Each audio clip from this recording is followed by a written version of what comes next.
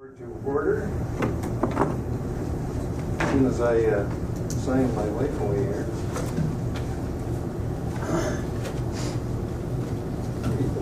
Thank you. All right, why don't we start with the Pledge of Allegiance? I pledge allegiance to the flag of the United States of America and to the republic for which it stands, one nation, under God, indivisible, with liberty and justice for all. First item of business, approve the agenda, and Jenny did give us some additions here. I move with the additions presented. Thank you. Is there a second? Give it to Ron.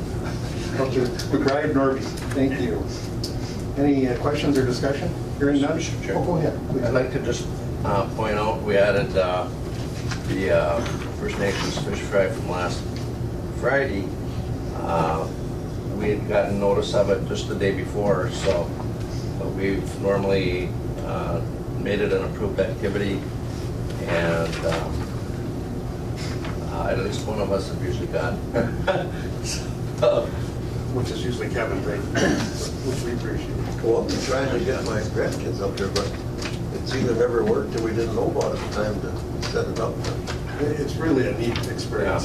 Yeah, I mean, there's been a couple of years I'd like to go, but this year was just so late, I didn't know about it over there. Yep.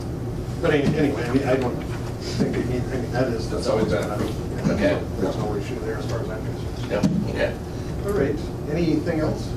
All right, hearing none, all those in favor signify by saying aye. Aye. Those opposed, that motion carries. We've got the minutes, May 8th.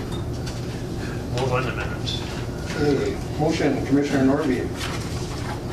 Is there a second? I'll second. Second by Commissioner Ady. Any questions or discussion on those? Hearing none, all those in favor? Aye. Opposed, that motion carries.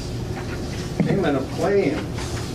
Mr. Chair, I will move on the courthouse claims, highway claims, health and human service claims, and did I see one burial? I didn't see But that. I didn't see any. Oh, I guess there wasn't one there this time, okay. Okay. All right, we've got a motion. Is there a second? Second. Second by Commissioner Norby. Any questions or discussion on those? Hearing none, call the question. All those in favor? Aye. Those opposed, motion carries unanimously. We've got a revised May tentative meeting schedule that was included.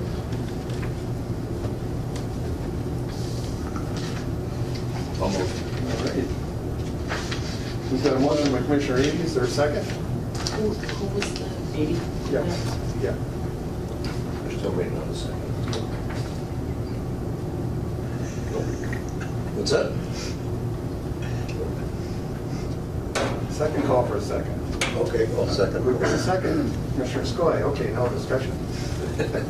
Commissioner McBride. I don't have time, but I guess. On which one? 3:30.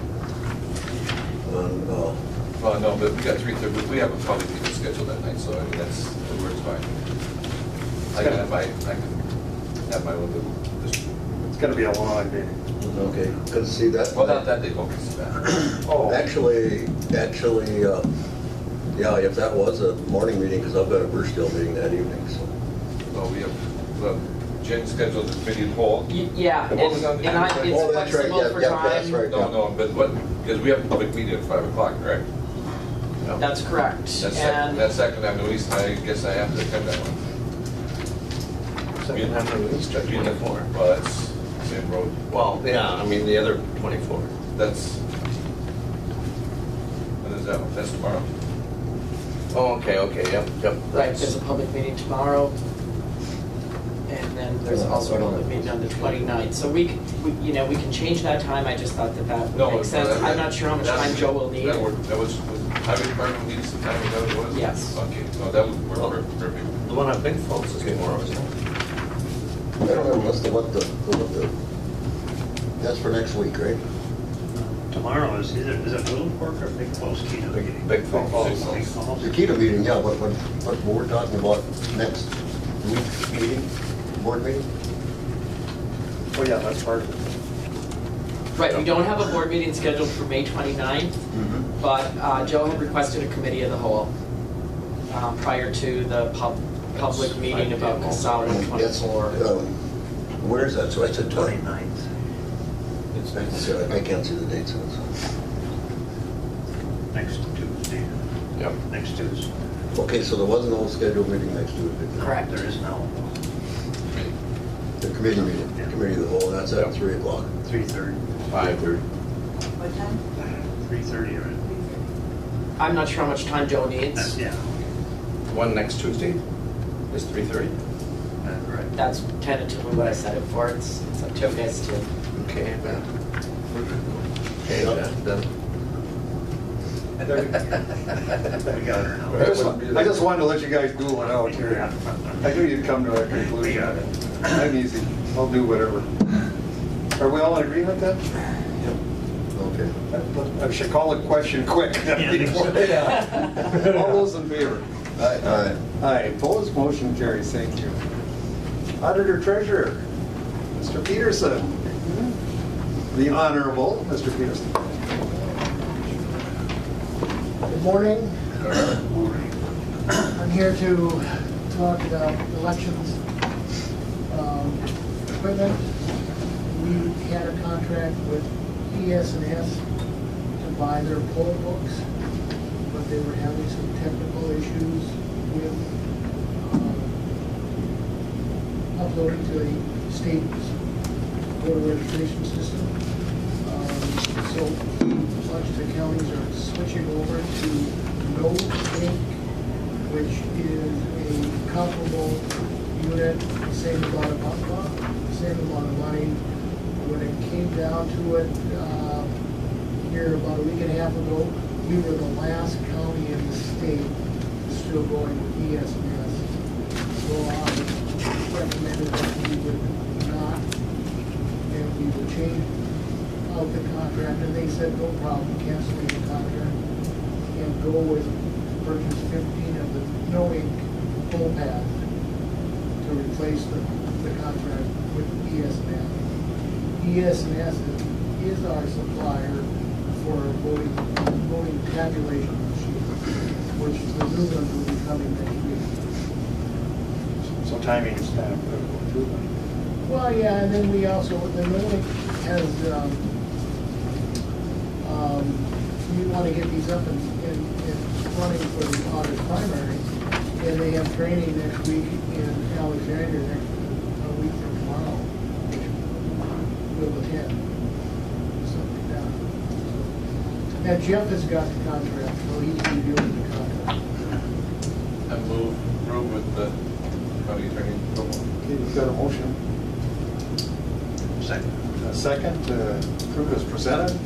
Bob's never steered us wrong in all the years he's been here, so I'm always going to go along with that. All those in favor, signify by saying aye. Oh, go ahead. You say, Bob, that No Ink is compatible with everything else? Yeah, they're probably, they're in so many states, and I think the majority of the counties that are going to electronic poll books are going to this, to use this company. They're out of St. Louis. It was designed a few years back by an election official out of St. Louis. They developed it. It's basically an iPad. It's got an iPad with a printer. You will enter the person's name. You also have a scanner on it. You can't ask for the driver's license, but if they do present it, you can scan it, and it will pull all the information out. And also we'll be in a situation where it will also tell you if you're in the right precinct. That's terrific. So all the information is pulled from the state System. system. You don't have to, you just load the, give the state the information. Basically, we just load the machines from the state information with the voter's record. In the larger precincts, we'll have 2 or 3 of the machines that will be put together, so we can have multiple lines. And we can use them for voter registration.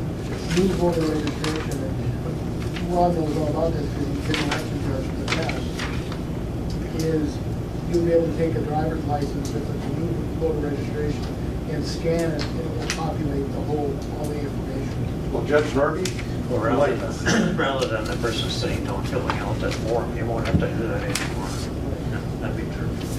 My real question is, I know we talked about this before, but is this a statewide mandate? Everybody has to go to this, or is we have a choice whether we do? We have a choice. Okay. Now, one of the things that the legislature did last year is appropriated funds for upgrading election machine or tabulators, and with a 50% match, and also for electronic poll books, doing a 75% match. So the money that we're using is either, which we've already received, is going to be either state funds or our leftover half a fund from 2005. So it's not, there's no county dollars. And a driver's license is an option on the scan. Well, you can't ask for a driver's license, because you don't need that to vote in Minnesota. So they're saying in our training, we can't ask, but if they would like to provide it, we can scan and pull their name up. Otherwise, we can hand type it. We just don't want the sheriff to have any more information about us than we absolutely need. I don't want any more. Too much already. Yeah. The whole voter ID thing hasn't been mandated by Minnesota yet. No, and that's the thing, is the scanner's there for basically convenience. But we can't say, please provide a driver's license. So, sure, so if a person is registering and they say, what can I use for identification, we can't say a driver's license? Well, for registration. You can suggest, No, for registration, new oh, registration. you can for, You have to prove that you are a resident, and the driver's license will do that. Or a old driver's license with a current utility bill in that precinct. But just to go in to vote, if you're registered to go in to vote, you don't need to provide a driver's license. You don't need a proof of identity. All right. Any other questions, comments? Hearing none, we will call the question. All those in favor? Aye. Those opposed? Motion carries unanimously. Thank you, Bob. Thank you. it was gonna be that difficult, did you? We're a difficult bunch. We're always here for questions. And filing is open as of 8 o'clock this morning. We were just warming, I'll see you in a couple minutes. we were warming up with the sheriff. You're not the first one. Jeff beat me to it. All right. You did? I did. Oh, Group of contact to, or Arrowhead Regional Emergency Management Association, Homeland Security Emergency Management, and Mutual Aid Agreement. That's a lot of stuff. When I typed that out. I say that fast 3 times. Willie was gonna be here, but he's down at emergency management training in the city, so he knew more about the agreement, but I had Jeff review it, and from my understanding, it was something that has been in place, but I haven't seen a copy of it. Essentially, it's a mutual aid agreement between us and, we got Aiken, Carlton, Cass, Cook, Crow Wing, Itassi, Kennebec, depends on where you're from, Koochiching, Lake Pine, St. Louis, and then 5 tribes, Boys Fork, Fond du Lac, Grand Portage, Leech Lake, Mille Lacs, and then the city of Duluth. They are all in the Arrowhead Regional Emergency Management Association region. Some annual things. Well, we've approved mutual aid agreements before, but I don't know if it was that large. This is, it's actually a joint powers It's a agreement. joint powers Yes, agreement. it is. I believe it is. I've never seen it, and I was trying to dig around, but I was contacted by, okay. Because I just updated my joint powers list. Gotcha. I'll see if it was on here, I never did that. if it's a renewal or. And I guess I didn't see, Jenny, maybe you caught it, if there was a yearly thing, or I couldn't find that in here, I don't. So anyway, Karen, as far as the mutual aid side of this agreement, then that is so we can all provide services and Yeah. that it's needed. basically they'll ask us and we say yes or no. Oh, so you still have the final say. Within it, we still have the final say of whether or not we have the resources to stand. That seems reasonable. And odds of us going to the route to Pretty rare. And I think, yeah, and I get the sense that they're trying to make sure that all these agreements are in place. Who knows what's gonna happen with the pipelines and stuff like that, so. Yeah. And I'm sure there's been some discussion at the county commissioner level, I'm sure that it must be discussed, but. Just reading, I see something like the first 8 hours your own county pays, but after that, then they pay. You know what I kind of scoffed at here was the damage to equipment. If the equipment is damaged in mutual aid, your own county's still liable for all that. You know, if they take a bulldozer and run over your squad car, you still got to pay for it. So that's what we're talking about, pipelines. Yeah. But no, it's a good thing to have. Commissioner, I believe there are some protests already planned, but the counties know they're coming.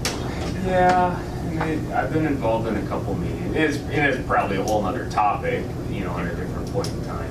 But I just get the sense that everyone's wanting to make sure that correct agreements are in place so that if making calls for help, that Yeah. everything's there. yeah, everything's there and that you're not trying to figure out if agreements are in place. So how about if I move to approve? Okay, we have a motion by Commissioner Norby. Is there a second? Second by Commissioner Skoye.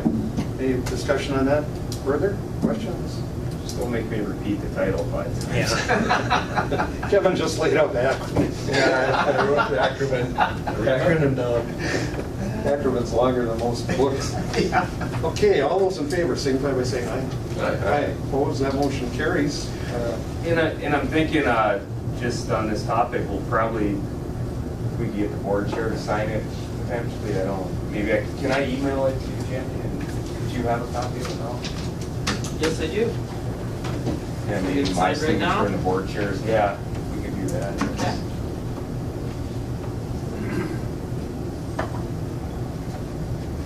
All right.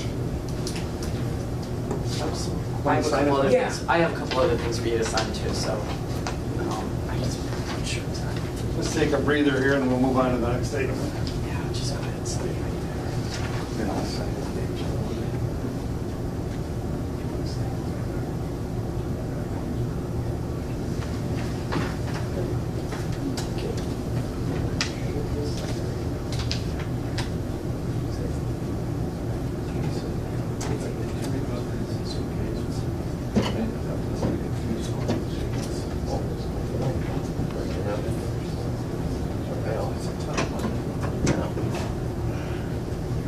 Still own the property, but it's still.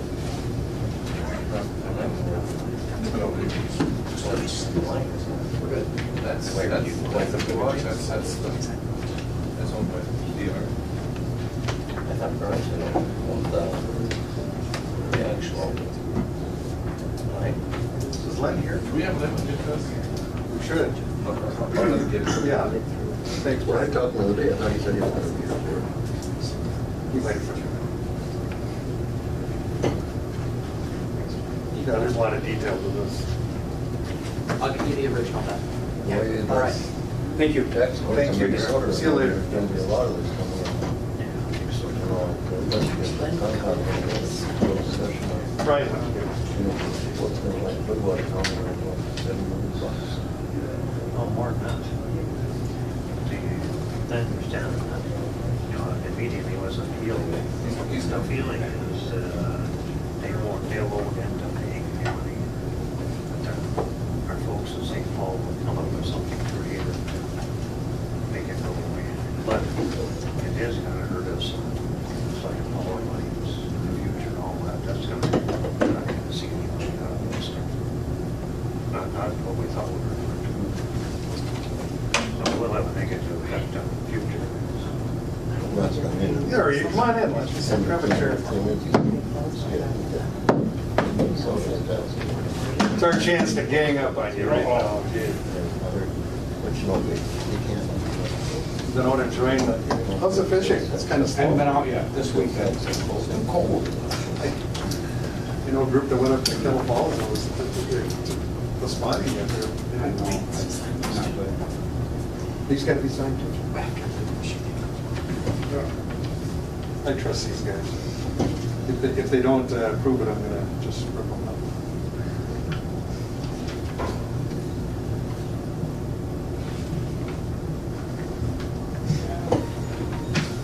Okay.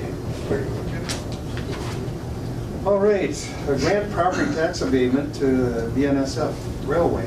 And that was the issue before us here today. And I think, you know, it seemed like there were some questions, or maybe you can just kind of elaborate how this all Those numbers were just given to us. from them. Exactly, and we just changed to them. That's state assessed property that we don't have anything to do with. And as a side note, that state assessed stuff is just being scrutinized more and more because of tax court, whether it be utilities, railroads, or whatever. Industry. That pipeline, I think you read in the paper not too long ago, so, my God, yeah. We were just talking about that. too. Yeah, and so, state assessed stuff, we don't have anything to do with. They notify us what the new numbers are, we input it, and that's the end of it. And so that was a revision of it because of So is there an avenue for appeal? I mean, did I read that, what's the pipelines as an example, is that being appealed right now? well, the appeal is through the tax court to the state of Minnesota. That's another side note. The county just started saying, look, you guys are assessing this and we're getting killed. We shouldn't have to pay the money that they'll pay back. And you're going to see some action, I think, on that. We don't have anything to do with it. So why should we be paying back? You're going to be seeing more of that. Commissioner Gray? I guess, Ledford, I'm still confused in this abatement. Is this house in Frederick County, is this money, we need to pay some money back to them? Or is this? Yes, well, an abatement, I don't know, is there an amount on the form there? I don't Well, know. Bobby, there's lots of numbers. Bobby probably could answer that more than me, because the change would be in the value, which would result in abatement of taxes. Well, there's two, does it look, if I read this right, is there two parcels? Well, it looks like there's two items. One's 12,000, 9,500, 2,700, then you go to the other one, $4,600, $365. So, and those are, we gonna have to pay back some of that? Yeah. Well, but it's come from the states, we have no choice. I have no choice. Vote.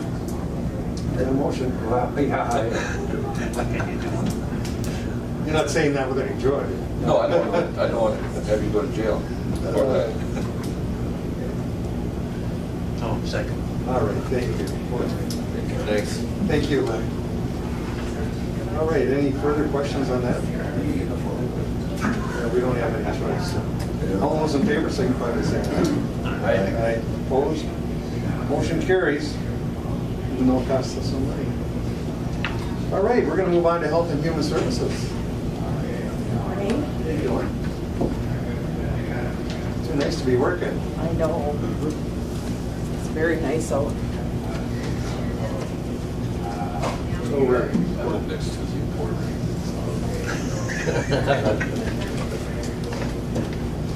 First item of business is a notice of hire. Yes, we were approached by College of St. Scholastica for a social work person to do her practicum 2 in our county. So we've been discussing that with them. We came and let you guys know that we were looking at that, and it's all falling into place, and she's going to start June 4th. It's Jordan Bright. We met with her the other day and interviewed her and went over all the expectations, and I think it's going to be a rewarding experience for both sides. Well, that's good. How long is she gonna be on board then? Well, she has to work 450 hours, and she's not going to probably do 40 hours a week. We're going to start with 20 hours a week, and some weeks, depending on what the workload is and what she can experience, maybe more, maybe less. If she works 20 hours a week, she will be done with it for sure by the time she graduates in December. Is this standard for public health worker that they need to do this? Everybody has to do this? This just St. Scholastic program? Most of the social work programs do have an internship as part of them, and we have not, we have done them long ago, haven't had an intern for a number of years. And I just felt that it was important to try it again, and, you know, we have trouble recruiting social workers, so maybe this will help us in the future. Questions or comments? All right, that's just a notification. Yes. We'll move on to item 2, valid warrants approval. And it's a request for the approval of the voided checks. There's 4 of them, and I believe you got that information in your packet. Second. Okay, we've got a motion by Commissioner McBride and a second by Commissioner Hayes to approve as presented. Any discussion or questions? Hearing none, all those in favor? Aye. Opposed? Motion carried. Thank you. Appreciate it. Highway business. Big Dad Joe. But reinforcements today? Rarely travel alone. What is he, kind of a deputy versus body slash bodyguard? Investigator. What does that say that I need that? All right, we're looking at a notice of summer temporary hires. Right, we have 3 folks that started on May 14th, Logan Pritchard, Faith Brownsberger, and Sidney Lynn. And we'd like to do a notice of hire on those 3 temporary summer workers. We also have 2 that are anticipated to start on May 29th, Kittleson and Hunter Line. I wonder if we can do those today as well, or would you rather that we come back after that date? Either way. Okay. If possible, we'd like to do all 5 of those for today as a notice of hire. All right, we've got a motion by Commissioner Hayden. No motion. Oh, just a moment. Oh, just notice, okay. Just notice, okay. We're all set then. Approve the hired truck service for 18. Right, we did advertising. We came to the board first, I guess, and we got permission to advertise. And Trent has been running with this project. We advertised in the paper.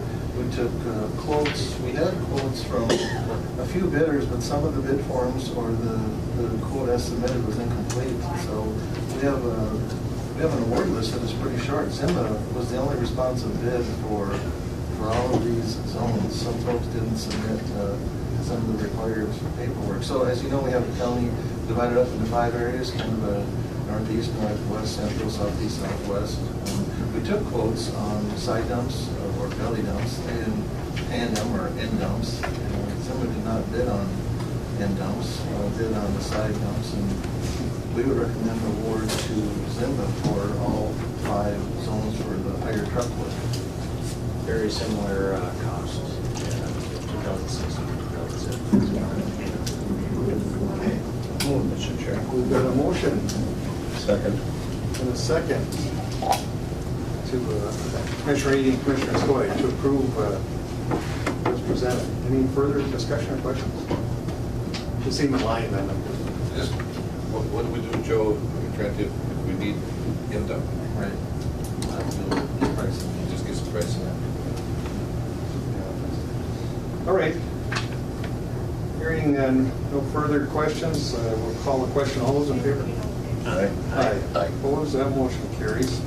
Then we're on to, what is it? Are we looking at nuisance beaver or the nuisance beaver trappers?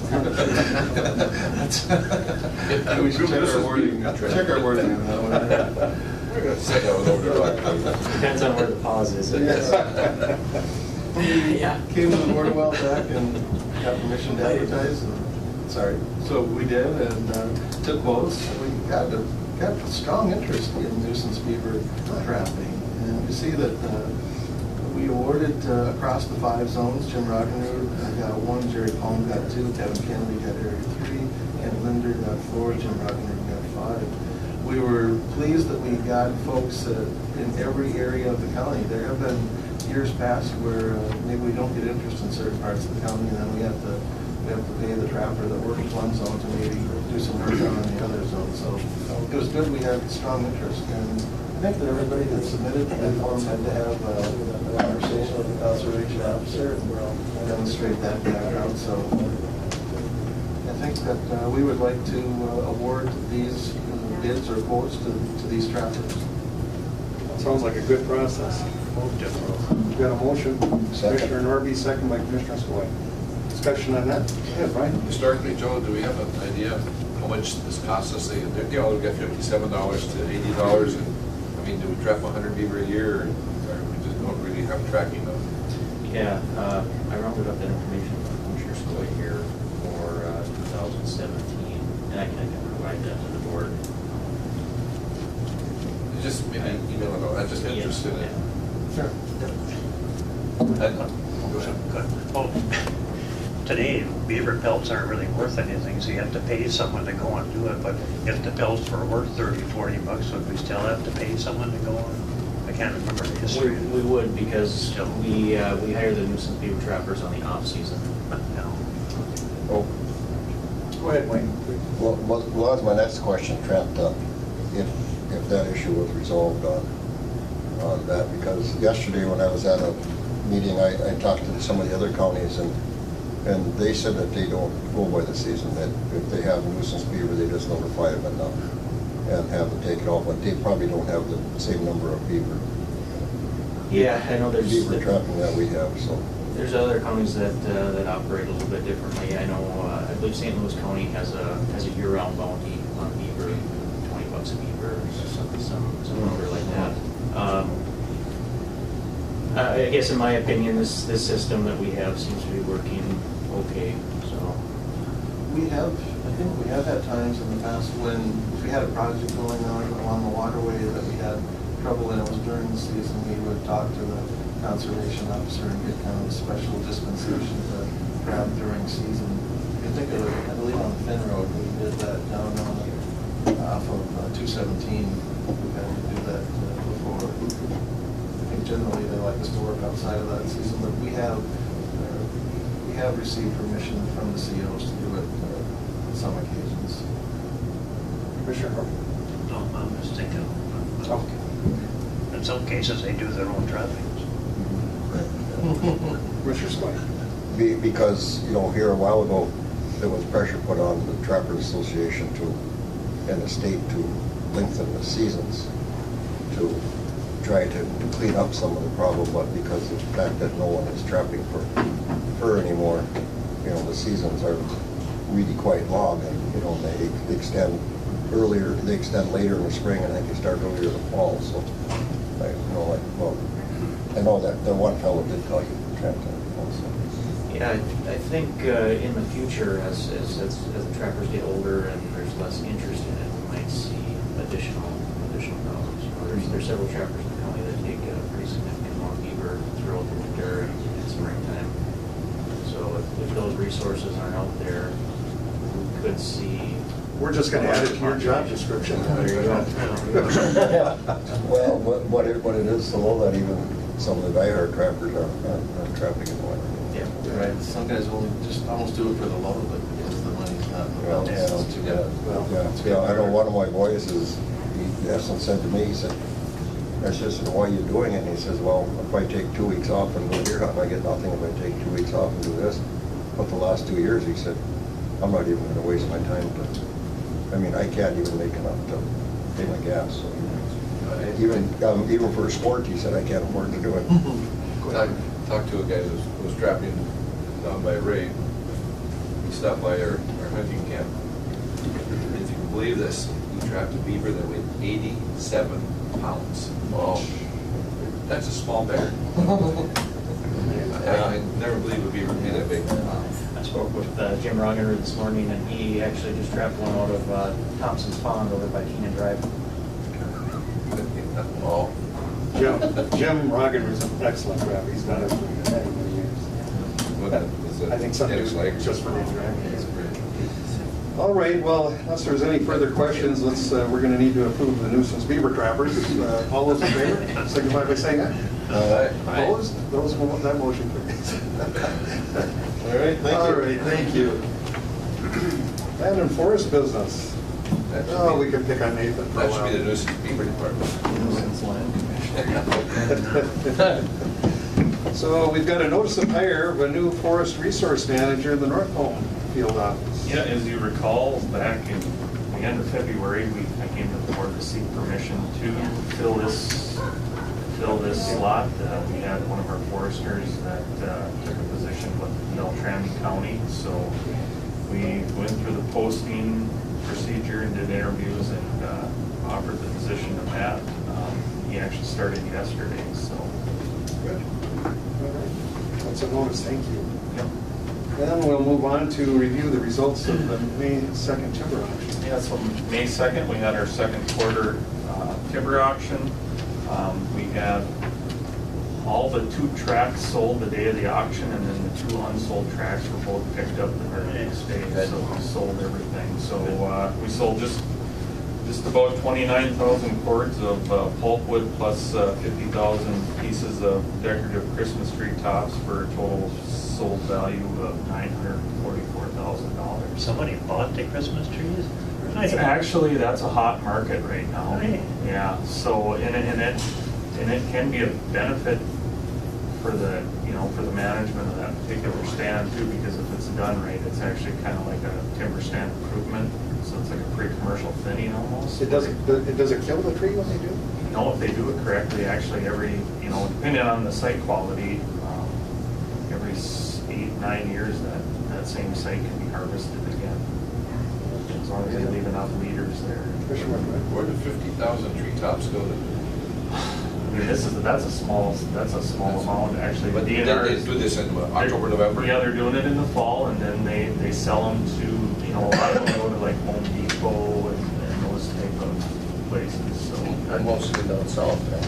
A lot of them down south. Yeah, it's really becoming a hot market, not only the decorative spruce tops, but, I'm sure you've maybe read in the news in the last year or two that, these decorative small diameter birch trees, that's really hot item too, and actually so hot. The DNR is, different land managers in general are having issues with theft of those. Well, all in all, it looks like a very good sale. Yeah, prices, I was actually a little surprised. Prices were up from our previous auction. They weren't quite as high as they were at the May auction a year ago, but they were still up. Pine price, we had a couple of really nice pine sales that were bid up very I get aggressive. some pretty good timber. Yeah. this guy. And I was out on my boat in yesterday, and I'm traveling south on Black Bay, and I went to the south, and I see that big stand of pawpaw came out this winter. Mhm. Yeah, so all It's of, been there a long time, good to get that out. yeah, all of the county timber in that area now is, the county won't need to make an entrance there for probably 20 years, so. You'll still be there, Mike. Little thing. Yeah, hopefully. Okay. And I have a couple of additions too. So along the lines of the first item, we had just late last week, I was notified by another forester in our Northam office that he is resigning effective May 31st and also taking a position with Beltrami County, so. Are they trying to get them away? I'm gonna hold a grudge against Beltrami County, so. We'll have to have a time. You probably can't say which one it is. Yeah, that's Nick Ron. What's that? I thought it was probably, yeah. So you can see his attached resignation letter there. So again, Nick's last day will be May 31st. And then along those lines, I would like to seek permission to fill that position. And if not filled through the internal posting process, I would like to just fill out of the pool of applicants that we already have. Wishes of the board. Second. Got a motion by Second. Commissioner Norby, second by Commissioner Skoye, to approve as you outlined. Kevin, please. Oh, I had your hand up. Nope, we do that as two separate. I could do it as one, I could do it together, we could do the notice and then that, and then we'll post internally first. before the meeting. Okay. Yeah. I'll present it. All right, any further questions? Go ahead. Let's back up on it.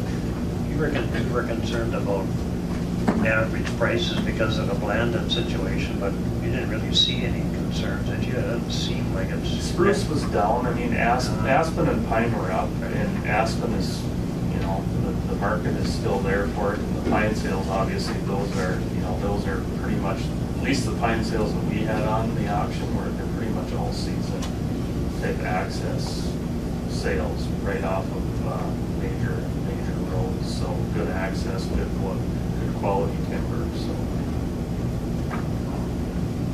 Balsam is still an issue. The balsam harder to get rid of. Yeah, that's a market that's kind of iffy, you know, with Blandon going by the ways, you know, going down to one machine, there's a little loss of capacity there. There's some unknowns about the mill in Duluth, the Verso mill, whether they're going to continue to use it or not in the future, and if they are, how much. But the one saving grace a little bit is the mill here in town is actually buying some of it, and even though they don't buy a lot, their overall volume sucks up a lot. So Duluth has a completely different process than the one in town. They're groundwood Yeah, mill they're versus a groundwood. chemical. Yeah. There was a one sale, they put to potlatch, I thought. Where's potlatch? So Potlatch, that's one of the pine sales that they purchased. So Potlatch they own a stud mill outside of Bemidji, so they make 2x4s. And the lumber market is crazy right now. It's like record high prices for the finished lumber product. What's driving that? I think, well, housing starts to a certain extent, but I think a bigger issue has been the fires and the mountain pine beetle outbreak that they've had in Western Canada. A lot of the sawmills, the big sawmills in Western Canada, British Columbia, they're almost running out of timber in the short term here because of what the fires and the insects have done out there. So, Nathan, I guess my only other question is, what effect, if any, do you see on the closure of Verso? I mean, you hate to see a loss of any kind of market like that. You know, our volumes to that market in the years have fluctuated from, you know, just a few hundred cords to a couple thousand cords.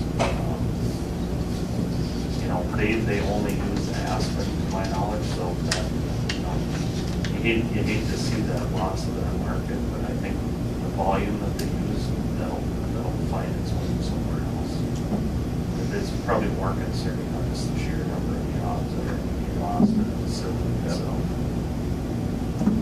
Okay, any other questions? Looks like you got out of here pretty easy today, but you came in with such a good report. Yeah. Did we talk about total dollar amount for the sale? Yep, yeah, I mentioned 944,000. Very good. That was excellent. I know Jenny's glad to hear that. Yeah.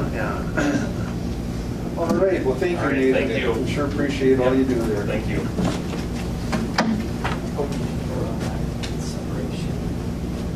Oh, yeah. First minority, second the school. Any further questions? All those in favor? Opposed? That motion carries. Now we got somebody we can really work on. We've been awfully easy on this guy. He's been on easy street. Matt works all hours, and he's been doing double duty. We can't thank you enough. I mean, I know how hard you're working on this stuff. Thank you. I appreciate it. Well, we appreciate it, and so do the taxpayers out there. Thank you. So anyway, that doesn't mean we're going to be good to you. What can we can mess with them a little bit here. Notice of hire of a transfer station operator. So. Much needed. Yes, we have 3 operators at the transfer station. One was open, and that process started prior to me coming on. Dale was environmental service director. So we went through the process and we hired Ryan Christie to the position of transfer station operator, and his start date is May 29th. And he's excited about it, and so are we. The guys out there are looking forward to him coming. So. It's time. So. Carol and I were out there last Friday, and Greg was there by himself, and it was packed. I mean, they were lined up, and so I did call your office and just let them know that that's what was occurring. So it's some. We appreciate that phone call. I know that then Wayne went out and tried to lighten the load. Yeah, he said he'd try to get out there. Well, I appreciate that. He did get out there and try to get that double coverage. You know, we try to have double coverage on at the transfer station, but because of many reasons, sometimes you have one person. But it makes it very difficult for one person to operate the transfer station. Go ahead. It's gonna be kind of a tough summer, because one guy is gonna be off all summer, so you're still gonna be kind of short. I know Wayne always has a way of making it happen and taking care of it, but there's still gonna be an issue out there. Yeah, we're gonna try to work through that, but if we have some problems, I guess I'll have to come back to the board and we'll talk about that. I guess we'll just kind of play it by ear. Greg was so busy, I told him we're gonna have to put that cat to work. Yeah. Put a little bag on him. I'm trying to dump some gas in that fuel container they have, and where's the cat laying? Right on the platform, that really greasy platform, and he wouldn't move. I had to work around him. Go ahead. This is throw some fuel on the fire here. You know, and one of the issues that with workman's comp is, I mean, usually those type jobs are where you have your claims, because they do a lot of labor, physical labor. And sometimes you look at your increase in comp costs compared to having another employee out there is a wash. So I mean, sometimes we need to look at that, and I know how the board feels about hiring extra people, but sometimes, I mean, your comp costs are so elevated because of even one injury. We're, you know, on the weekends, we have one person come in, so the regular schedule is Monday through Friday, and then on weekends, you know, that's extra time that they work for the 5 hours, and so we have one person covering that on Saturdays. And so that's a challenge for the 5 hours, because it's one person, and it depends on, you know, how much activity is coming at them. It certainly makes a difference. I would love to see a double coverage on Saturday, but it's very difficult with the number that we have right now. Yeah. Go ahead. Do you do the demolition out there as well on Saturday besides? So that person, yeah, they receive everything. Okay. But that person is running that shop, you know, running that, you know, the garbage facility. They have to stay in that facility, so they would direct demo. There are bins on the side for residential demo. Typically, we're not getting like major house tear downs on a weekend. So for residential demo, they put it in bins next to the transfer station where the operator can view what's happening. And then they, during the week, transfer that material from the bins out to the demo site and then compact it and kind of do it properly. So. The bigger thing on the horizon with demo we've been talking about it is the state looking at us having the line license. Go ahead, sir. The highway department has several temporary summer employees. Can any of those come out there? Do you need any help from those guys? Can that help at all? So I think Wayne has asked, you know, for you know, maybe some help for mowing, that type of thing. You have to have a certified person working, you know, at the site there. So there's some limits on what they can or can't do, but certainly, you know, for mowing, that would be a great thing. And maybe we'd have, you know, maybe not this summer, but maybe look at some temporary hire in the summertime just to help out with some of those things. You still have Sense to Serve out there? Yes, we have Sense to Serve, and they do a lot of different things lately. They've been working on baling of cardboard material. You know, as you know, with closing, we're getting a lot more of that type of material. And the markets for that are very difficult. We just had a load sent to the Twin Cities, and you know, the shipping costs are, you're losing money when you ship it there. And even we had a market in Duluth that we're sending, but we're still, you know, the shipping costs, you know, eat a big. Do they still do any sorting?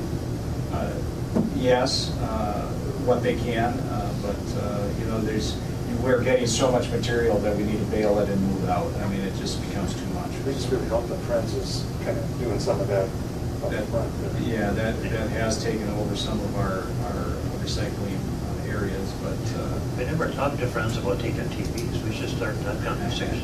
if there's money in it, I'm sure they would, but I'm not Yeah. sure that there's any money there. When I first started, we put a fee on appliances or raised it, and guess what? It cost us more money because we had to go out there and pull them out of the ditches. People Right. just started, there is a limit, and that was a good lesson for us. Before we end this, back to the mowing, is that something Census Serve can do, or? So they're pretty, right now, if they had enough people, certainly, but I think we've gotten pretty busy on the recycling end of things, that at this point, I'm working on different things that they can do, but we got them spread pretty thin, based on the numbers that we have.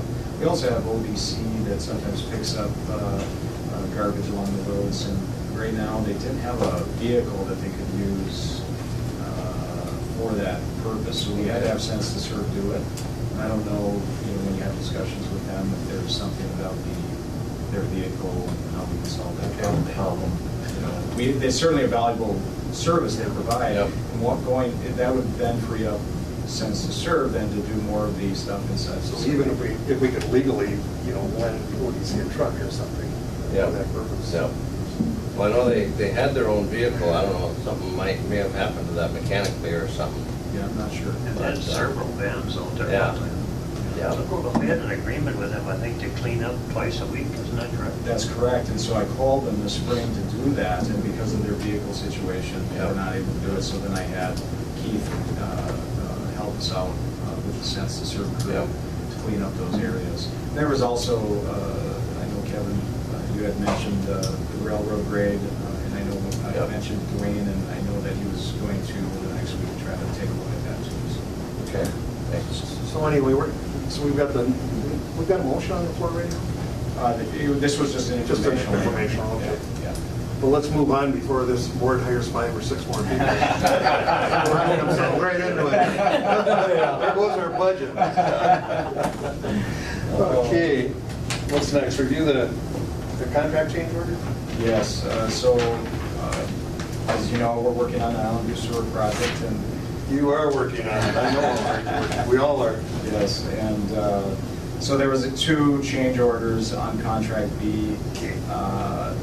Change order number 3 was for chest drilling, culvert replacement and larger pits. So the test drilling, they go out, the drillers, or the blasters have a drill that they probe and check for depths of soil and where they hit rock. That's part of that change order. The idea behind that is to maybe prevent or to plan for blasting pits more efficiently and hopefully save money at the end of the project so that they know where they're going to get their blasting pits and put them in the most efficient location. The culvert replacement was just an effect of where they had it blasted, it was going to damage a culvert and they had to replace it. And then larger pits is also an efficiency item that hopefully will pay off at the end of the project, save us a little money. So if we combine structures into one location instead of having them close by but multiple pits, we make one larger pit. We pay a little more for that larger pit, but we eliminated some of the smaller pits nearby. That's the idea behind that. So that was change order number 3. And on that change order, it identified additional cost of $32,500 added to the total contract price. But hopefully at the end, that'll save us money. So that's the idea behind it. Change order number 4 is the Dove Island alternate crossing. They successfully drilled across that crossing and installed the pipe. So we have a sewer line going to Dove Island, and they will be making progress from that. The Dove Island crossing has a change order amount of a savings of roughly $30,000, $30,633. Quick, So Approved. Well, yeah, I figured 4. yeah. Okay, we've got a motion on all of them. Is there a second? I'll second. Second by, so motion by McBride, second by Harvey. Any discussion on that? Go ahead, Brian. No, I think Matt was still talking, I went interrupted. No, I explained. I drove up there last night, and Comerant Village, about halfway, there's one of the yards got a great big puddle in it. You didn't see me call it, from the rain, and it's almost like a little lake right in there, right on the north side of their house. Okay, so that's between the highway and the Yep. frontage road? Yep. Yes. I noticed that too, and I wonder if, we'll have to take a look Pipe at. sticking up there. Yeah, so they drilled, they've got their infrastructure into that location. I think there's a structure for lateral line right there. Maybe we'll need to look at, maybe there needs to be a culvert placed in their frontage road. It's a lot of water. Yeah, there was wet before, you just didn't see it because it was full of brush and other cover, so now it's open, you can see it. To that end, though, we are making every effort to, restore them as best as we possibly can. They have been, I gotta give them credit publicly. Without them, we would not have been able to do that crosswater crossing, which makes us a much better project. Well, and I think I told Matt before, right to 11 East, just east of the state gravel pit, on that S curve, while they open that up there, the right away. I mean, I'd like it to stay that way because it's a lot safer, because you can see around the corners now. Right before you, it's surprised you on that S curve. They did a nice job along the highway restoring and let the vegetation start to come back. That's a lot of rock. It is a tremendous amount of material. Some of that material is being hauled to the county's storage area, which is good for the county. But certainly much of it gets put back into the holes that they've blasted, and we're working through that process. They've done a lot of good work on the Eagles Nest area, 342, 461. They are working through a process of, on 461, there's some discussion about how they do the work and restore any damage that they might do. The contractors definitely have some ideas, and they're working through the process with Joe at the highway engineer's office. But we're working through those processes. The Camping and Education Foundation, we've gotten all of the grinder stations in at that location, which is great, so they're all connected in that location. They're finishing up, I think this week they'll be done with that site as far as the rough grading, and then we're working with Camping and Education Foundation on some of the restoration items. Wagner is working on the detention tank. They need to coat the inside of that tank before it can receive the sewer from the Camping and Education Foundation's properties. And we hope to get that done before June 1st, because that's when they're, shortly after June 1st, the camp opens up, and we need to get that going. So that would be one Just to receive. Just receive, they would have to haul. No, it'll just store in the tank. Retention tank. It'll just hold in that tank until such time as they have the main line energized and approved. And July 2nd is when that is scheduled to be done, but I think it'll be earlier. Yeah, that's a commitment we have to keep, because we agreed to that as part of the project. That's correct. But they're doing a great job. Yep. USA has done a great job on 342 and getting a lot of work done during frozen conditions when we had that extended spring work. And the county gave a great, allowed to work with them to allow them to continue that work, which was great too. So that's a big benefit to everybody in the project. And then Wagner's doing a great job on that, on the camp and the detention tank. So, yeah. So you promised me everyone's going to be happy with us. Well, that's our goal. We keep working towards that. So every day, we're here to help. So I appreciate the cooperation we've had, and none more so in Cormorant Village, so that we can get that line. That's correct. Yeah. Okay, well then we'll move on to, or no, we've got a motion and a second. Any further discussion on that? Hearing that, all those in favor? Opposed? Motion carries. Amendment to SEH contract for the rebid. Right, so in the information that I provided, I gave you a map that kind of showed County Road 96 running south at the intersection where you head towards the Rain Lake Visitor Center, and then going south to the National Parks maintenance facility and to some residents further. In the original contract, we had an alternate, it was called alternate to all of County Road 96. We did not award that alternate. It was a 1.1 plus amount. And the reason we didn't award it is because we don't know exactly where we were financially, and we wanted to make sure that we can afford to do these things. This proposal is a proposal to rebid that area. The county attorney advised us that we must rebid this because we have some substantial, the scope of work has changed quite a bit. And we want some budgetary flexibility by bidding it as a base to the maintenance facility, and then an alternate one down to the corner on the south end, and then alternate two to the west, all the way to the end of County Road 96 and the residences and cabins at that end. So my request is to approve task 4 in the SAH proposal, estimated to be $6,000. And that's to rebid that area based on a base bid to the maintenance facility, and alternate 1 and alternate 2. All right. Move to authorize both bids. All right. Second. Okay, we've got a motion and a second to approve task 4. We get that through. We'll be having more discussions on the cost in the end.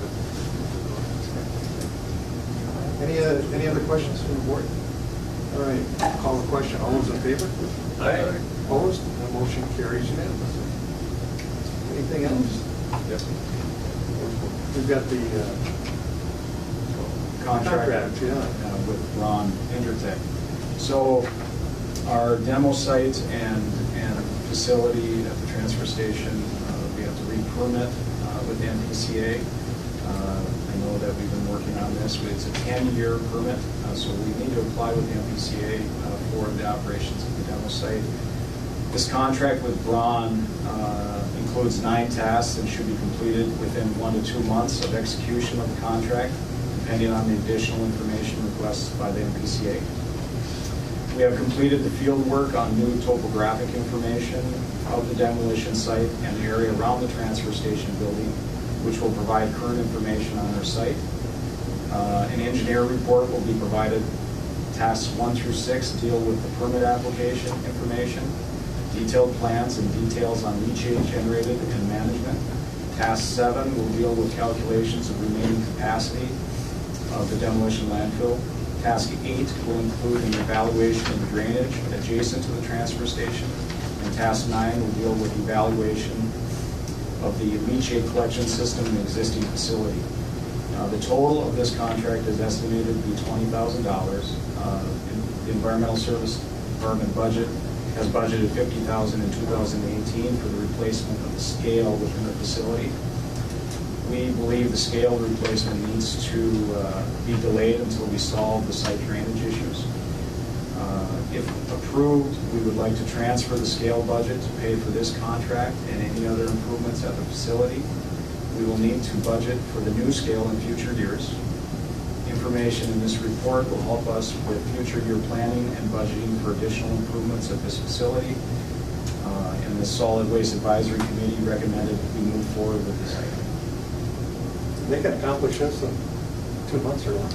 It depends on what the MPCA, what kind of submittals they'll request, so we're estimating that 1 to 2 months, but we want to get started. The MPCA has been contacting us and saying, hey, you got to get this done. So we do need to get it done. Like you said, that demo facilities, there's a push by the MPCA to get liners on all of these demo sites. And we're going to apply without that. We'll see where that takes us. I think one advantage that we have is we have the heavy soils. We have that good clay base that is underneath a lot of our area, and that is an advantage for us for this facility. But there is still that push from the MPCA, and I know when I went to training here, they talked about maybe in the next cycle they're going to require it. And so we'll see what they say on this one, but we hope that they'll approve it without us having to do it for sure. We shall see. I hope so. Yeah. Have you had any contact with Strongman over in Lake Village? I've not. Because they've been waiting for a couple of years to, and I was told that the MPCA is about 2 years behind our permits. That may be deliberate because they're. Well, I think that's what apparently it is over there. And he came to, he's been to a couple of meetings with different counties and they, anyhow, you should maybe talk to Josh. I'll make a point to do that. And the repairs Matt's outlined, they need to be done. I can't believe how fast the years have gone by. I still remember when we built it. Sure. Yeah, I mean, over time, things settle and things change. We have water entering underneath the scale and creates issues. So if replacing the scale, we're going to repair it so it works for us, but we need to solve that water issue first before we replace the scale. By the way, everyone loves that cat out there. He keeps people happy, so that cat should be on the payroll. I can't believe we can't. Carol, you'll have to donate some cat food. Nobody can mess with the cat in the house. We have monthly meetings out there, and the cat always participates. Yeah, he's jumping on everybody's lap, that's for sure. Well, you remember this, for years we had the courthouse cat, remember that? Yeah. And anyone would come in for a meeting, including Voyagers, and that cat would jump right up on the table and lay right down. Usually Commissioner Cheezick didn't like cats, and I would never fail, that cat would go lay on. And the judge upstairs loved that cat. Nobody could mess with it, so Teresa took care of it. She was neat. Anyway, back then to the Brown contract. Is that how you pronounce it? Ron Intertech. Intertech. We got to have it. So, any further discussion? One more comment I would make is Ron's, the inspection of our leachate system within the facility. So, if this contract is to do the initial review of it, if there's additional things that they deem that we need to investigate, such as if they have to put a camera down these, to inspect the pipes or that kind of thing, those are things outside of this contract. But we'll just deal with them as they come along. And if we need to do something, we'll do it. But the majority of the contract covers everything. So be aware of what you may find. I would move to approve the contract with Brown. Motion. Second. McBride, 80. Any further discussion? Go ahead, Kevin. Is that pretty standard, Matt, with MPCA doing 10-year contracts? That's what they do now, yes. Go ahead, Brian. And I guess Ron sits on that solid waste committee, and this is had been discussed with real quick. Agreement with everybody? Financially, this was the best plan we could come up with. So, I mean, it was money we had budgeted for, but it wasn't wise to really spend it on a new scale right now, and we have really, our choices are pretty limited here, so I think he's got a good plan, so. All right. Any further questions? Hearing none. All those in favor? Aye. Those opposed? Motion carries. Okay. All right. Thank you very much. Thank you, Matt. Appreciate it. Thanks, Matt. All right. Now comes the tough one. Yeah. We haven't been able to bang on Lee for quite some time, so this will be enjoyable. Oh, but you brought protection. Yeah, I brought protection, yes, I did. You met me before, she's the office manager, the FCC person. Oh, She's kind of our Teresa, our Jenny person. Yeah. As you got a letter from me. I wasn't at the last meeting because I was at the tribe at Red Lake. Yeah. They told us. Oh, yeah. And basically T-Mobile for $22 billion purchased the TV channels above Channel 36 nationwide. $22 billion, of which they actually 80% of it. Those frequencies are going to be used for basically data and certain cell services. They're going to become very competitive in this area with Verizon and AT&T. It's coming, okay? Because they purchased those channels, some of our translators, we've got 5 sites, the translators of International Falls, the translators of Fairland, those frequencies were purchased by T-Mobile. T-Mobile made a deal with Channel 9, the educational channel, through Channel 9 to fund any of the Channel 9 equipment that is being displaced to a lower frequency. The FCC basically has decided to basically fund the rest of it from the FCC for the change to move down. And that was to the tune of about 150 million for all the translators. And remember, we went to digital last time? They had 80 million allocated that time, and they didn't spend it all this time. They got 150 million. So, making a long story short, at 2 of our 5 sites, we have to move down in frequency, and it's being funded through PBS, which is they're being paid back by T-Mobile, and being funded by the FCC, which inherited 150 million from our federal government. Okay, the clinch is the application to go to the FCC, how we apply for the funds isn't written yet. It's going to be written fairly soon. But T-Mobile has told us to get off those TV channels by August 2nd. So we've got a time crunch to do some of these things. International Falls has a broadband antenna, so we don't need any tower work. Fairland, the other site where we got to replace the antenna. And I've got 3 other sites throughout northern Minnesota that we have to do similar in.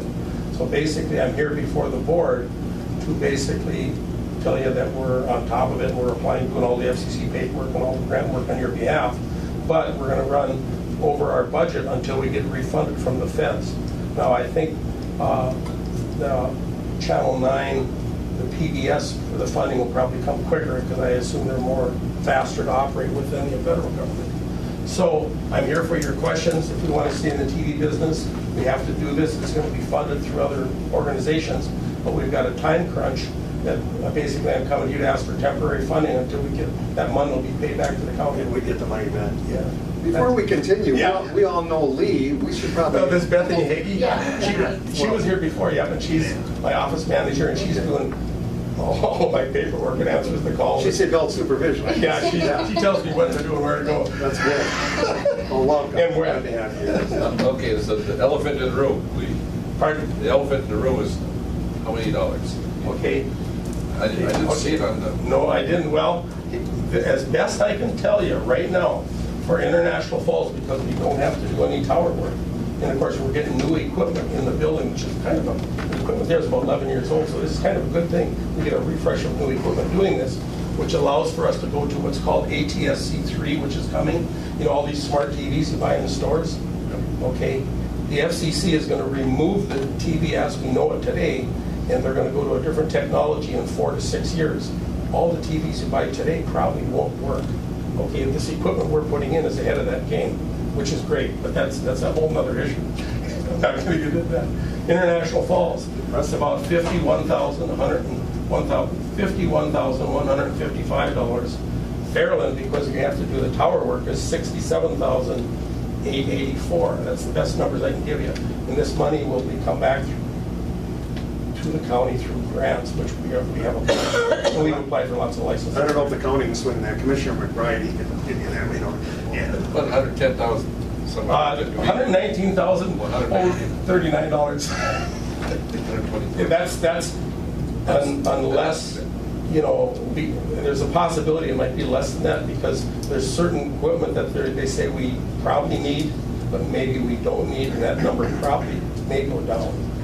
But that's the way I see it right today. In the timeline on this, you're saying it has to be done by when?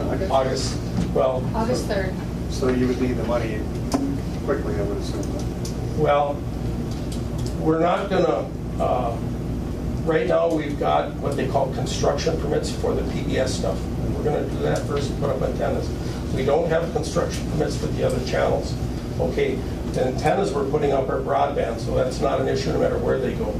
But combiners, that combines the channels at the Falls and Fairland, we're kind of waiting for CPs on that construction permits. T-Mobile says if we're allocated a construction permit and then they tell us that we can't have that, they'll pay for any extra fees. That's what T-Mobile tells us. And but making a long story short, yeah, we have to put an antenna up at Fairland. I want to get going on that right away. Plus, I've got 5 other sites outside of our county that I want to do because we've got antenna issues. And then some of the equipment I can get within a week or two, but I'm going to hold off until closer to the deadline. And we met with, say his name, Hossein Hashemzadi from the FCC. Say that fast. We met with him firsthand, introduced ourselves, told us the situation we're in, and he's the head guy in charge of this at the FCC. We were in Salt Lake City about a week and a half ago. Weeks ago, Yeah, and we met with all the top players. And so we're actually on top of it, I feel.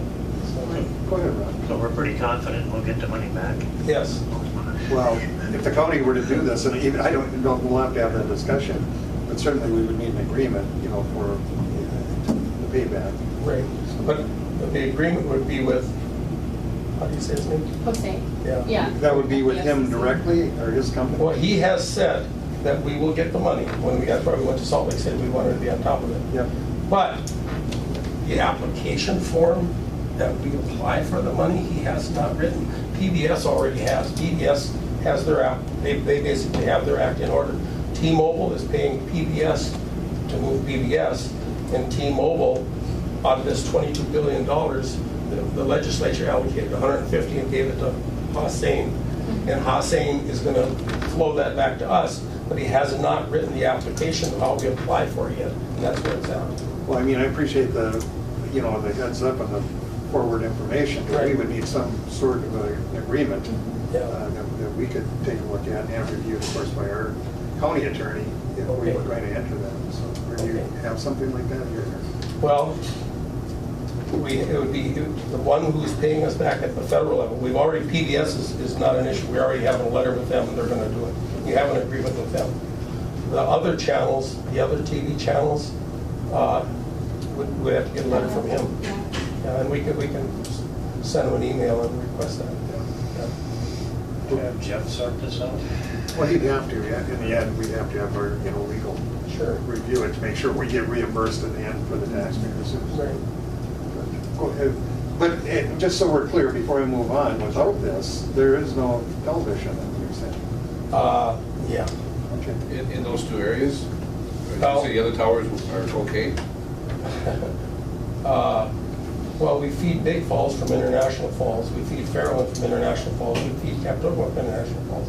If International Falls goes down, we've got issues because we chain them together. And I can give you lots of information about how we do all that. Well, we kind of made the decision to continue television service a couple of years ago when we invested the money. So at this point, it sounds to me like we can make these changes and improvements at no cost, but we would have to. Which is a good deal. Go ahead, Kim. Is any of this that's in the planning and engineering, whatever, is any of this going to change the channels that the viewers get now? Absolutely. The channels, The programming? Yeah. not the programming No, so just much. the numbers. Well, it has- Numbers will change. Yeah, those are the ones with the arrows on it. Is the channel changes that's going to happen in International. Some of the numbers will change, but Not the programming. the programming will, Yep. okay. Yep. And well, you gotta look in Koochiching County and where I've got black arrows, those are the channels that we have, and then what we're going to. I got a couple more. So this is, yep. Oops, pass that on. Yep. So basically, where there's black arrows, and we have two sites that we have black arrows on. We have Fairland, and we have International Falls. We're okay at Big Falls because we're already in the lower frequencies. We're okay at Northam, we're already in the lower frequencies. We're okay at Capitola, we're in the lower frequencies. But International Falls, we don't have to do any tower work because the antenna there is broadband. To save money way back in Fairland, it wasn't a broadband antenna. The antenna we're going to put up is going to be broadband. And this is the third time I've moved down in frequency. Where's Fairland? That's by south of Birchhill. Yeah. Max is still a town? Yeah, it is. Oh, there it is. Right. The Fairland School is where Van is, the old Fairland Schoolhouse, right there. Oh, that's school house right there? Yeah. Okay. Yeah. Yeah. The So anyway, tower's just like a ways from there. Where the We'll dispute is? get in contact with him, and Bethany will get back to you on that. You know, basically, we shook his hands and we took pictures of him. We tried to smoosh as much as we could so he knows who we are, so we can, you know. The good thing is we're going to get new equipment. Not all of it, but a lot of new equipment. Because some of the old. He's with he's FCC? He's the head of the Translator Bureau in Low Power TV. He's the head guy at the federal government. Well, I guess we need some kind of a letter, but I mean, obviously, We can't do anything without it, right? We're in a position too, you know, I mean, to open up our budget to the tune of in excess of $100,000. Well, the budget we have right now will pay for, you know, some things, you know, because then I think we're going to get paid back for the end of the year, but I'm going to go over, you know, right now TV budget's about 50 grand. We're going to go over that until we get refunded. So again, I think we need to, define what that amount is too, so that we can, Why, I did define, yeah, I got it, it's defined. okay, Yeah. I didn't see that. No, I don't have it on there, but I know what the numbers are. And, Well, anyway, we need that in a Sure. letter or paper, whatever, so we've got something to look at. and he needs that too to refund us. Yeah. Yep, yep. And so does PBS. Yep. All right, so that would be the next step then, and then we can consider it anyway. Jenny would have to find the money. We need to know the exact amounts, et cetera. Yeah. You know, you can keep it if you want, but, Wayne. Yeah, go ahead. I'm sorry. Okay, but you said the North Home system does not have to be changed. the North Home system does not have to be changed, no. And neither does the Big Falls frequencies, they don't have to be changed, but Big Falls, we're feeding Big Falls from here. At the one at North Home gets its signal from Max and gets its signal directly off 11, range 11. So North Home itself is actually not going to change. Captogama, we have to change an antenna at Captogama. Some of the stuff is minor, but the major stuff, but the benefit is we do get new equipment. And the new equipment is capable of ATSC3, which that's a whole nother ballgame. You don't know that the TVs you buy today probably won't work in 5 years, but that's the next. They're changing the whole Don't buy a new one. Right. Question is, county-wide TV system, how much of our signal is going outside the county? Are we feeding other counties? We are feeding, well, the majority of people that we feed is probably on the Canadian side. Canada shut down all their translators and all their TV stations. The International Falls, basically translator feeds Fort Francis and that surrounding area, and also the Fairland feeds the Canadian side. Those are the biggest users. Captogama, of course, feeds part of the Captogama environment. Big Falls feeds mostly just the county. Fairland, the county. North Home feeds, part of Itasca. So a large portion of our signal does go outside the county. Absolutely. But we pick up signal from Big Fork. We pick up signal from, other areas also to import into here. I mean, it goes both ways. Yeah. Yeah, and for years, I remember that was Channel 5, or it was the Canadian Public Broadcasting anyway. Had a very strong signal. I think it was VHF or something. A lot of people use that. Right. Well, when we first put the TV in at Birchdale, people knew who was the Prime Minister of Canada. They did not know who the President of the United States was. We had a meeting with them. We were really into Canadian politics. We had no idea. Has it changed? Yeah, that's fun. Yeah, you're right. CBC? Yep. Yeah. Jim, when I was growing up, there was people in the country could only get one channel, and it was CBC or Olympic. Let Jenny in here. I was just thinking that maybe it would be easier to have an agreement with Voyager Comtronics for the repayment to maybe speed things up a little bit, that if we don't, that you would guarantee that we get refunded between you, or if you... How about if we don't go over budget with, right now, the main thing I have to order for this county, the main thing is the antenna for Fairland. That's a big item, Some of this other equipment, I can drag my feet a little bit, but the antenna, because we have to deal with tower work, which involves weather and manpower and so on, Yeah, I mean, we could do that too. But you have to wait for reimbursement. You can't get reimbursed until after you spend the money. No matter how we look at it, we cannot get reimbursed until after we spend the money. So you're looking for, you're going to go over budget a little bit, but you need to get that tower. There's a few things in this county within the budget I have to get going on. I don't think he needs to do that. I mean, if you're going to go over a little bit, I mean, that's... Yeah. I mean, that's, and it's possible if Hossein gets his act together and we get the application form, we're going to coordinate with him and try to get refunded back before the end of the year. The thing of it is, when you work with the federal government, nothing happens fast. Yeah. The only thing that's going to happen fast is we got a threatening letter from T-Mobile. We have to be off those channels. That's just where it's at. So. How do we do that, Jim? I mean, Well, I have looked at your budget, and you have plenty of room for right now. I mean, you've got 50,000 in your budget, so I'm sure you have enough to, kind of carry you through the end of the year, but at least get going until some of that can be repaid. I'm just trying to think of, we'd have to get documentation to show that PBS has approved the grant, and Right. that the FCC has approved the grant. My thought was possibly doing an agreement with your company that we would be repaid, you know, if, though, you know, and then you guys can deal with the grants and make sure that those get done. We can do that. I feel confident it's going to happen. I really do. And that's, we spent $3,000 in Salt Lake City to meet with these people to make sure, just so we felt comfortable. And we can talk about that and then have it reviewed by the county attorney. Yeah. If that may be a simpler, a quicker way anyways. Well, we do have time restraints. Yeah, it's gonna be done. And the other alternative is, well, no matter how you look at it, we're not going to get repaid till we get it done. We can wait till the grant procedure is done. But then we're going to have to shut down until the procedure's done. Once the procedure's done, then we'll apply for the grant, but they're not going to pay us till basically it's done. So, I mean, we're a little bit in the catch-22.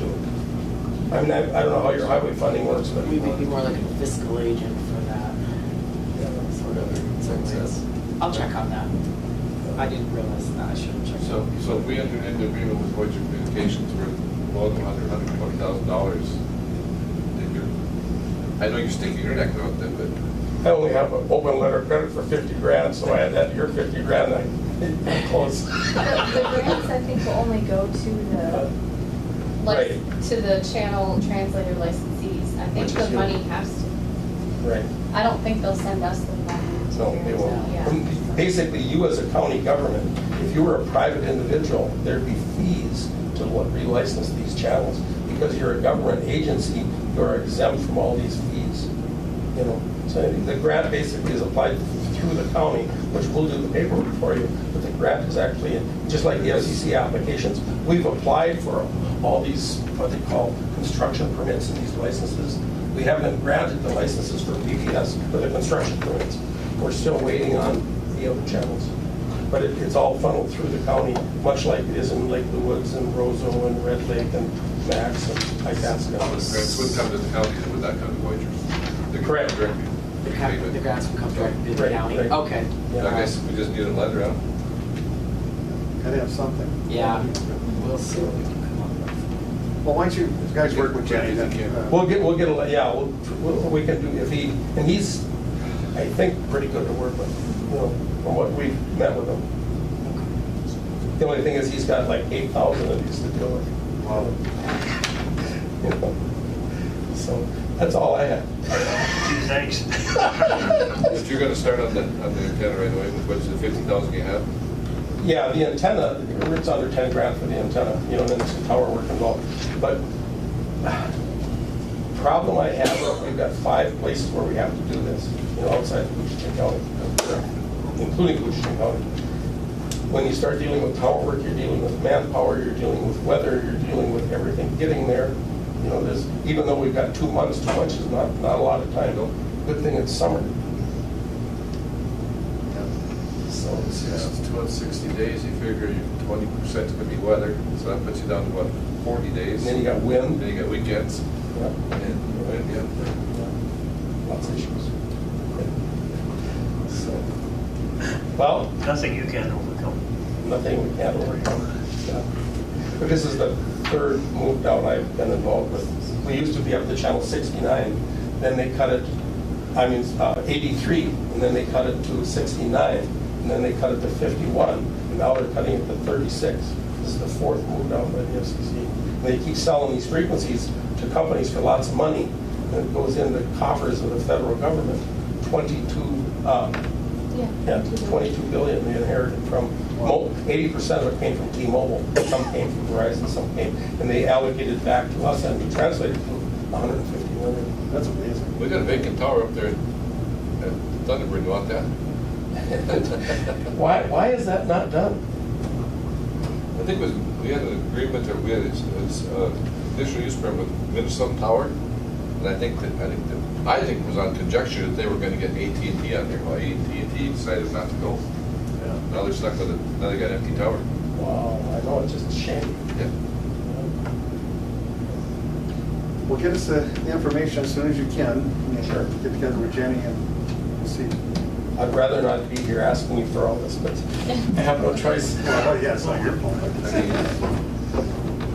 been in the TV business, and I think if we didn't do it, this room's gonna be full of people. I give you a little history. When we went to the Transit Convention, because of the cost of cable and the cost of satellite, there are more and more viewers, especially older generation, that are watching 25 throughout years- the United States. 25 years ago, we shut it down on deer season. Do you remember that one? Oh, yeah. That's the most, that's the only time our, ask Carol, it's the only time our answering machine ran out of space.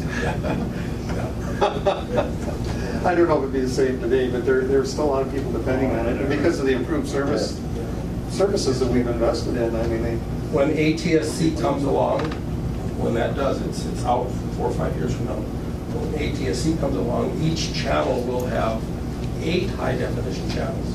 Right now, you have 1 high def and then some standard def. Right. So this equipment is capable of. so that'd be an improvement. Right. I mean, if the station so put that on, So there will be more channels, there'll be more programming, not more channels. more programming, okay. Per channel. Yeah. That's high definition. Okay, yeah.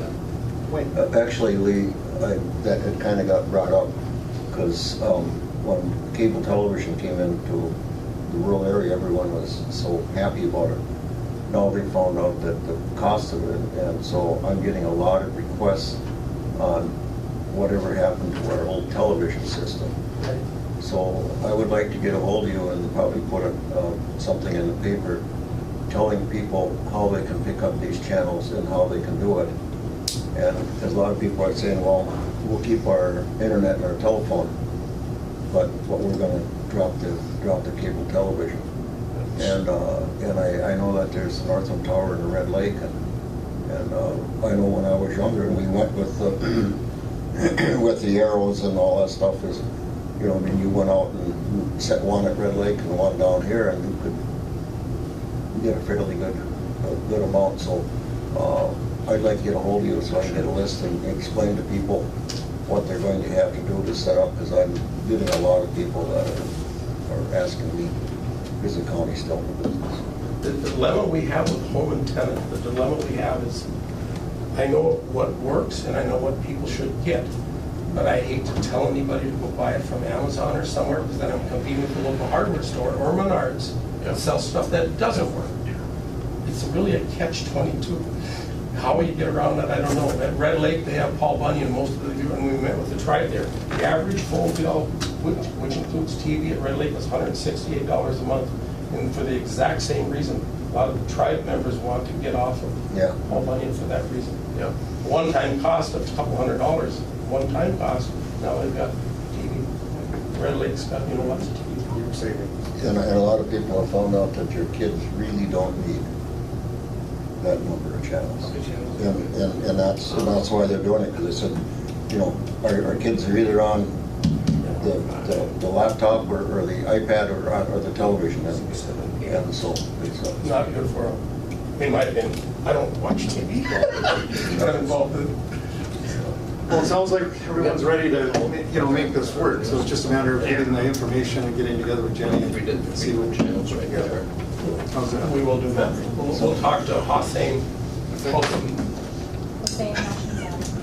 what that, So anyhow, you'll probably get a call from me this afternoon. I'll put together, I know exactly what you're talking, but the dilemma is, I can tell you where to get it, and the easiest place to get the right stuff with the best prices from Amazon. But there again, the catch-22 is now you're competing, your county's giving out information that is competing with the local Menards.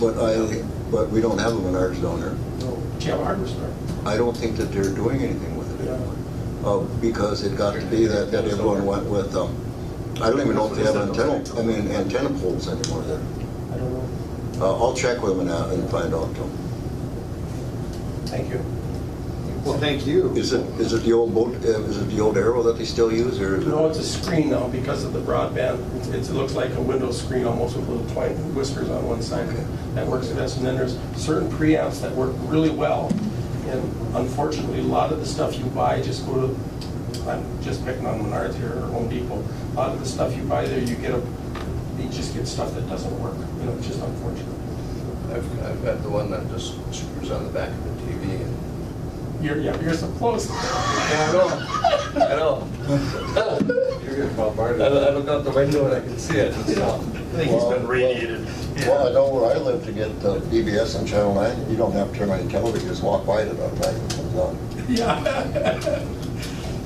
Well, All right, thanks. yeah, thank you, gentlemen. Well, thank you Yeah. both. Appreciate it. I can give you lots more information on lots of stuff. No, well, Your eyes will glaze over. yeah, too much information is a bad thing for us. Get We're late pretty in the day- limited. Late in the day for us. Yeah. Thank you. But anyway, the sooner you get the stuff Yep. to us, the better. I know a lot about nothing, but. Yeah. All right, Thank you, Jen. Bye now.